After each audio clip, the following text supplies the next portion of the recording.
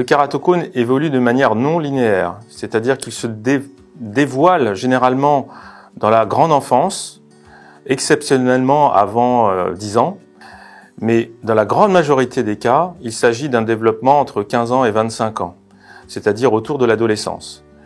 C'est là que le kératocone peut évoluer de manière assez importante et aboutir à une baisse de qualité de vision qui doit être prise en charge.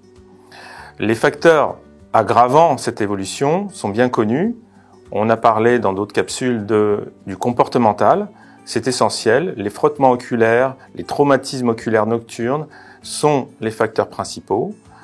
C'est certainement aggravé par la génétique, c'est-à-dire une cornée fine d'emblée, de manière familiale, des comportements en miroir entre les enfants dans les familles par exemple. Il y a d'autres facteurs d'aggravation comme l'atopie, l'inflammation oculaire, la sécheresse oculaire qui souvent engendrent des frottements.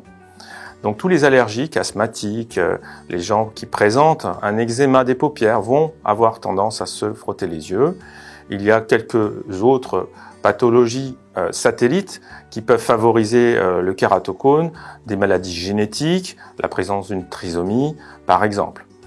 Le kératocone est une maladie qui est connue depuis maintenant de très nombreuses années, même plusieurs siècles, avec des descriptions initialement dans les formes très sévères. Les formes les plus minimes n'étaient pas forcément diagnostiquées. Aujourd'hui, on diagnostique beaucoup plus facilement les kératocones, même minimes, même débutants, du fait des progrès de la technologie qui permettent d'analyser les cornées de façon très fine. On dépiste également beaucoup de kératocones, parfois minimes, dans les bilans de chirurgie réfractive. Le kératocone au début peut commencer par une myopie ou un astigmatisme qui amène les patients à vouloir se faire opérer pour ne plus porter de lunettes et chez lesquels on peut découvrir des formes minimes. En pratique aujourd'hui, on ne se débarrasse pas d'un kératocone, mais on a plusieurs moyens de prise en charge qui sont des moyens conservateurs ou chirurgicaux pour améliorer la fonction visuelle. L'objectif est de stabiliser ce kératocone, donc d'essayer de maintenir les formes les moins sévères possibles, et ensuite de réhabiliter, d'améliorer la vision, d'améliorer la fonction visuelle par les différents moyens que sont les lentilles, et que sont ensuite les prises en charge chirurgicales.